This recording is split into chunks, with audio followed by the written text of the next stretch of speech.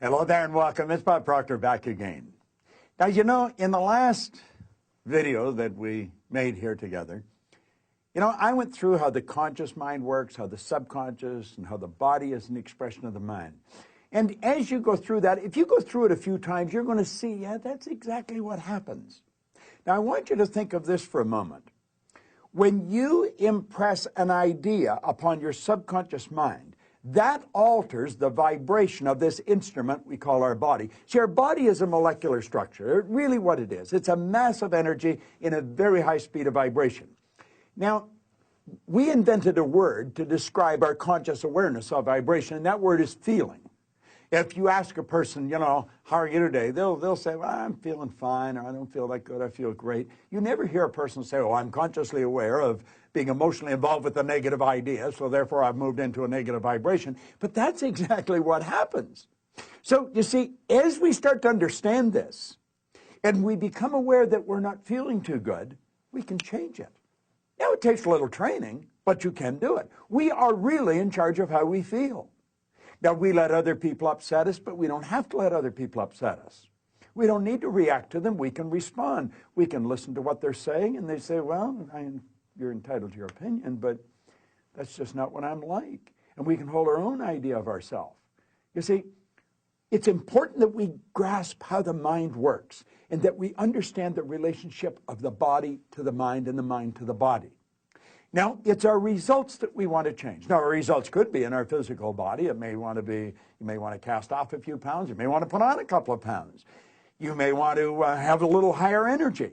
See, all the energy there ever was or ever will be is 100% evenly present in all places at the same time. Everything's energy. You'll hear people say, where does he get all the energy? Where does she get all the... Nobody gets energy. Everybody releases energy. Desire is the triggering mechanism that, whoo, lets the energy flow. Now, let's go back and have a quick review.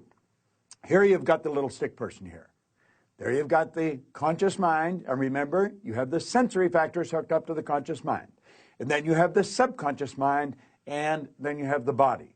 Now, the conscious mind has the ability to choose thoughts. Those thoughts turn into pictures. We turn the pictures over to the subconscious mind, and then the subconscious mind expresses the action. All right? Now, what is the problem? Remember, we said the subconscious mind had no ability to reject. We said the subconscious mind cannot differentiate between what's real and what's imagined. How did we arrive on the scene? I'll tell you. When you arrived on the scene, you did not have any conscious faculties developed. The sensory factors weren't even developed. This is how you arrived. That's called the little life. That's the baby. No conscious mind. So there's the subconscious mind. It's wide open. You can put anything in it. You see, your subconscious mind is programmed genetically. That's why we look like our relatives. It's built right into the genes at birth. But then we're programmed environmentally. Carl Mendinger from the Mendinger Foundation in Topeka one time said, environment is more important than heredity. Why do you think you speak the language you speak? You speak that language because you were surrounded by people that speak that language in your little life. And the language just went right into the subconscious mind. If you grew up in a home that was bilingual, you learned both languages. I had an associate over in Kuala Lumpur, had a little boy, he spoke 4 languages at 4 years of age. And you'd look at that and you'd say, my gosh. No. The baby was programmed. Why do you like the food you like? It's programming. That's right. Now, let's stop and think about the environment we were raised in. Here's the baby, and look at the ideas and the thoughts and the concepts that are going on around that baby are going right into that baby's subconscious mind. Now, through repetition, over and over and over again, and remember, the baby's getting it all day, all week, every week, all month, every month, all year, and this goes on for 4 or 5 years. And the baby reaches the age of 4 or 5 where they can start to think that baby's programmed. That baby is programmed to think like the people it had been surrounded by. If the people that surrounded that baby had gone right through school, the baby will probably grow up and go right through school. If the people that were surrounding that baby always lived in hard times, never had any money, always in debt, that's probably how that baby's going to grow up. Now, this is bizarre, but this is how it happens. It's how it happens for me. I was raised during a depression. We didn't have any money. There was always talk about no money. You should be satisfied with what you've got. Well, that's not true. You should never be satisfied with what you've got. You should be happy with what you've got. Dissatisfaction is actually a creative state. So here we have now a baby that has been programmed. Now, let's take and think for a moment. What happens when that baby starts to think for itself? Now think of this. The paradigm controls the vibration controls the action which produces the result. Now here we go. Here you got the baby with the paradigm, and the conscious faculties have developed. They have the ability to think. There's a power flowing into them. What are they going to think? They're going to think thoughts that are in harmony with that paradigm. That's right. We've been raised to believe you go to work to earn money. Do you know that working is the very worst way to earn money? That's right. You should go to work for satisfaction, not for money. You provide service for money. You can earn money while you're sleeping. In fact, we have programs where we teach people to actually earn more money while they're sleeping than they'll ever need to use while they're awake. You say, well, that's a pipe dream. No, no. That's a paradigm that causes you to think that's a pipe dream. There's people doing that are nowhere near as bright as you. But here we are now. We've got the person. They've been programmed in their little life genetically and environmentally. That paradigm is nothing but a multitude of habits. A habit is an idea that's been programmed into the subconscious mind over and over and over again. Now, the paradigm is literally controlling the behavior. Consciously, you can think of one thing, but subconsciously, the other idea will be controlling you. See, we can sit down and we can read these self-help books. We can listen to the recordings. We say, yeah, well, I can do that. That makes sense. That's logical. But then we can't do it. Why? Now, think of this for a moment. I want you to imagine that you're going to accept an idea right now to turn your annual income to a monthly income. You say, well, I'd like that. But will you do it? Probably not. Your paradigm will stop you. See, your paradigm literally controls the results.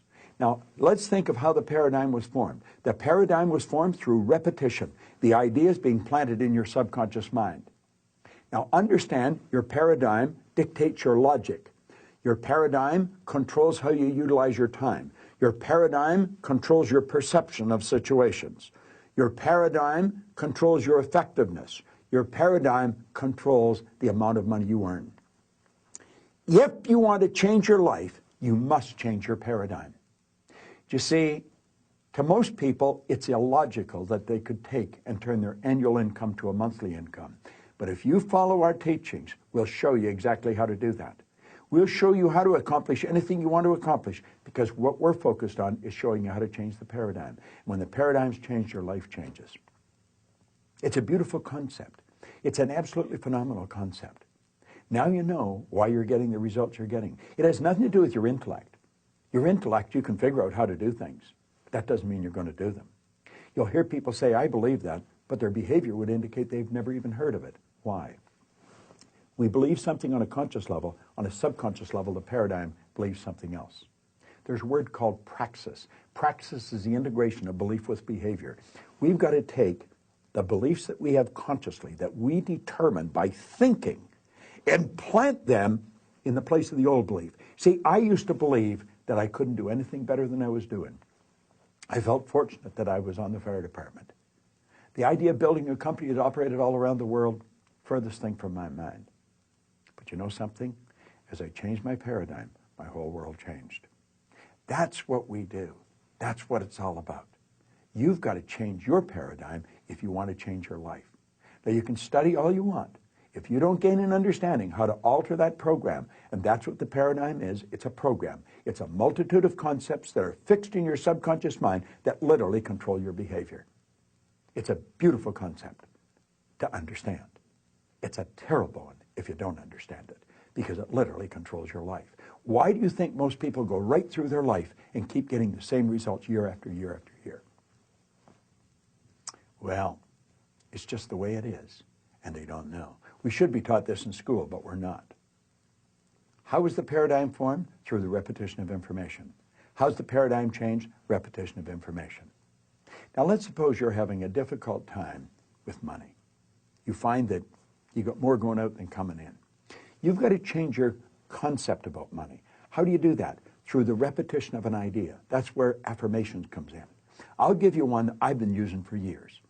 I am so happy and grateful now that money comes to me in increasing quantities through multiple sources on a continuous basis. I am so happy and grateful now that money comes to me in increasing quantities through multiple sources on a continuous basis. You don't just say that once or twice. You've got to repeat that maybe 1,000 times a day, every day for maybe 90 days. And you'll start to change your whole concept about money. Wealthy people all have multiple sources of income. Now, I'm going to tell you what happened to me.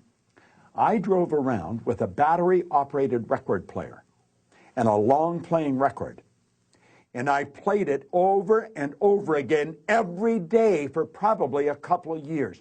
This was so totally illogical. It was behavior. Everybody thought I was losing it. And I'm reading the same book every day, Think and Grow Rich. As a matter of fact, I'm still reading the same book.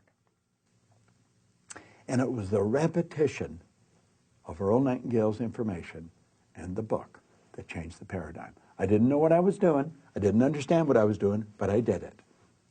Do you know, I had a man come up to me in the Waldorf Hotel in New York, the Waldorf Astoria, at the end of a 3-day program, and he said, "Bob, I really want to thank you for what you've just given to me." He said, "For the first time in my life, I've understood how I accomplished what I did." I said, "What did you do?"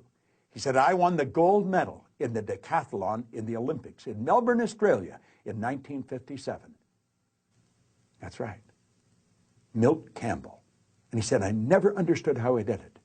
He said, "The next time you run a seminar, I want to bring my boys." And he did. Milt and I became great friends. In fact, Milt has a key to our house. He can come stay there anytime he wants. I live in Toronto. He's in New Jersey. But here was the top athlete in the world, a very best athlete in the world. He didn't understand how he got there. Most people that are very accomplished cannot tell you why they are. That's why they are. They've rewritten the program. They changed the paradigm. They might not have understood how they did it, but they did it. That's what our company is all about. We teach people how to change paradigms. I want to thank you for watching this, but I'm going to ask you to share it with other people. Share it with them. Say, "Come and watch this." Start a rapport. Build a rapport with people, you know. It's a great way to live, and this is great information to understand. Thanks for listening. It's Bob Proctor. I enjoy sharing it with you.